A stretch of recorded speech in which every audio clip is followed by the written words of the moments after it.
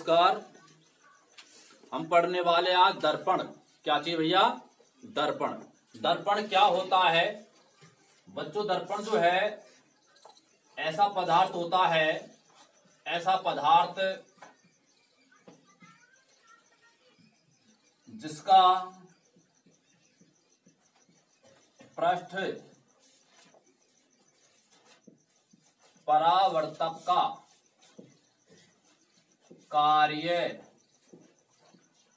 करता है। पृष्ठ का मतलब है सतह, यानी जिसकी सतह परावर्तक का कार्य करती है।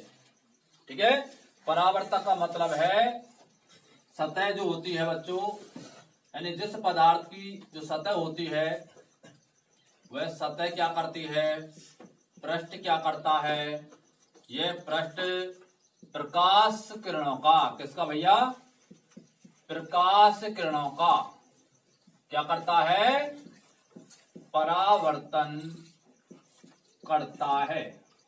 ठीक है, यानी जिसका पृष्ठ या जिस पदार्थ की सतह प्रकाश किरणों का परावर्तन करती है वह क्या कहलाती है भैया? दर्पण कहलाती है। ठीक है, यानी जिस सतह पर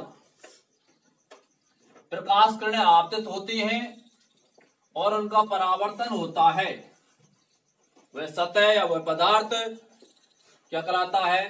दर्पण कहलाता है। ठीक है बच्चों, दर्पण बनाने के लिए बच्चों जो कांच होता है उसके एक पृष्ठ पर, एक भाग पर अपन पॉलिश करते हैं परावर्तक पदार्थ की, और इस परावर्तक पदार्थों में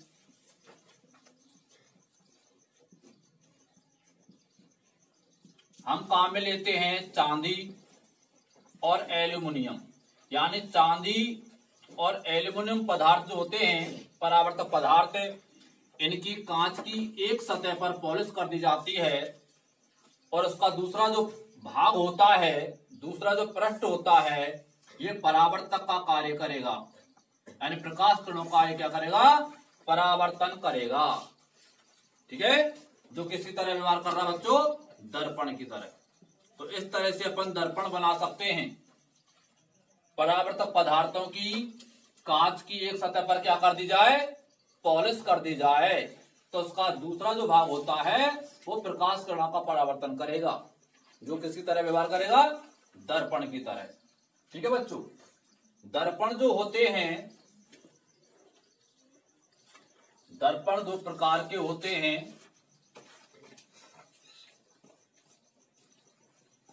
एक प्रकार होता है समतल दर्पण और दूसरे होते हैं गोलीय दर्पण। बच्चों, समतल जो दर्पण होता है उसका परावर्तक पृष्ठ जो होता है वो समतल होता है, यानी समतल परावर्तक पृष्ठ, यानी ऐसा दर्पण जिसका परावर्तक पृष्ठ कैसा हो? समतल हो, वह समतल दर्पण कहलाता है। और गोले दर्पण कौन से होते हैं? यानी जिनके परावर्तक पृष्ठ गोल होते हैं। जिनके परावर्तक पृष्ठ कैसे होते हैं? गोल होते हैं,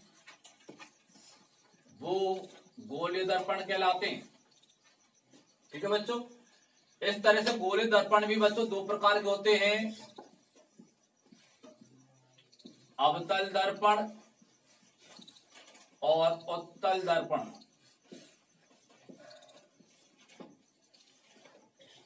तो वे दर्पण जिनका परावर्तक पृष्ठ कैसा हो? गोल हो, वे गोले दर्पण कहलाते हैं।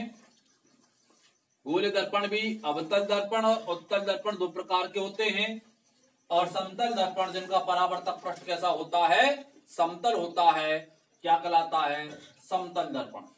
ठीक है बच्चों, अब हम देखेंगे समतल जो दर्पण होता है, इस समतल दर्पण से वस्तु का जो प्रतिबिंब बनता है वो कैसा बनता है? प्रतिबिंब की क्या विशेषताएं होती हैं, ये समझना है समतल दर्पण। तो देखो बच्चों, समतल दर्पण और जो प्रतिबिंब निर्माण होगा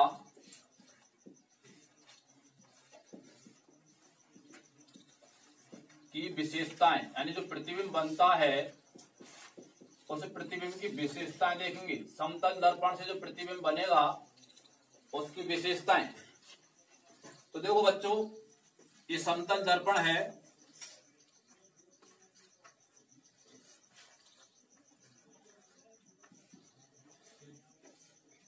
कोई वस्तु है P वस्तु जिसका दर्पण में प्रतिबिंब बनेगा। तो P बिंदु से चलने वाली प्रकाश किरणें आपतित किरणें पृष्ठ पर आपतित होती हैं और इनका परावर्तन होगा।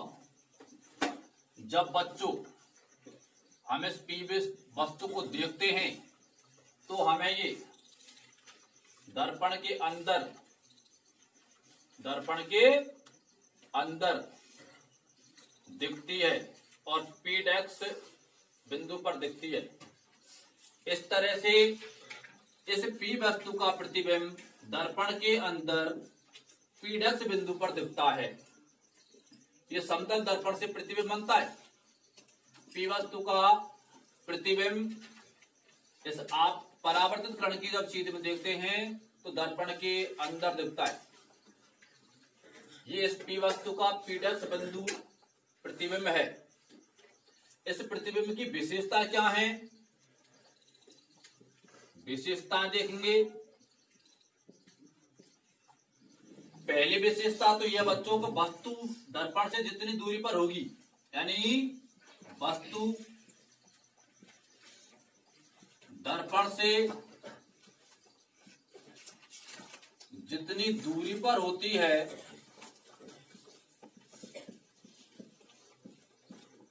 प्रतिबिंब जो होता है, प्रतिबिंब दर्पण के अंदर उतनी ही दूरी पर बनेगा, उतनी ही दूरी पर बनेगा। यानी दर्पण से वस्तु जितनी दूरी पर है, माना कि वस्तु दर्पण से 5 सेमी दूरी पर है तो प्रतिबिंब भी दर्पण से 5 सेमी दूरी पर बनेगा, दर्पण के अंदर बनेगा।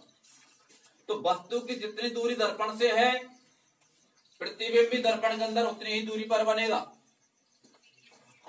दूसरी विशेषता है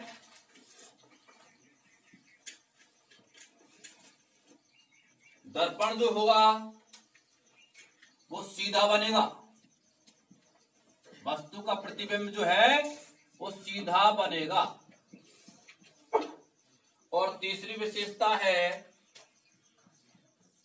प्रतिबिंब जो है वो आभासी बनेगा, आभासी बनेगा, वास्तविक नहीं बनेगा, आभासी बनेगा। यानी आभासी का मतलब है सिर्फ हमको आभास होता है कि प्रतिबिंब अंदर है, वस्तु अंदर है, लेकिन वास्तव में वस्तु बाहर होती है। तो प्रतिबिंब आभासी बनेगा। और चौथी विशेषता क्या होता है बच्चों, जो वस्तु का जो दायां भाग होता है वह प्रतिबिंब का बायां भाग होता है।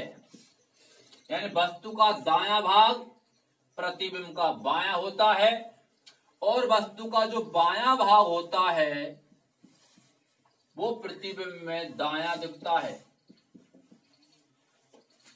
ये परिवर्तन होता है, यानी वस्तु का बायां भाग प्रतिबिंब का दायां और वस्तु का दायां भाग प्रतिबिंब का बायां भाग बनता है। ठीक है, यह जो परिवर्तन होता है बच्चों, इस परिवर्तन को हम पार्श्व परिवर्तन कहते हैं।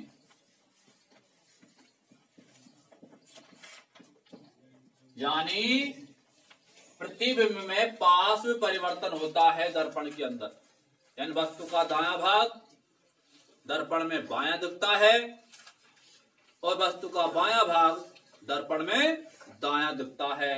ये पार्श्व परिवर्तन कहलाता है। ठीक है बच्चों, तो इस तरह से समतल दर्पण से बनने वाली जो प्रतिबिंब होता है उसकी विशेषता होती है। वस्तु दर्पण से जितनी दूरी पर होती है, प्रतिबिंब दर्पण के अंदर उतनी ही दूरी पर बनता है।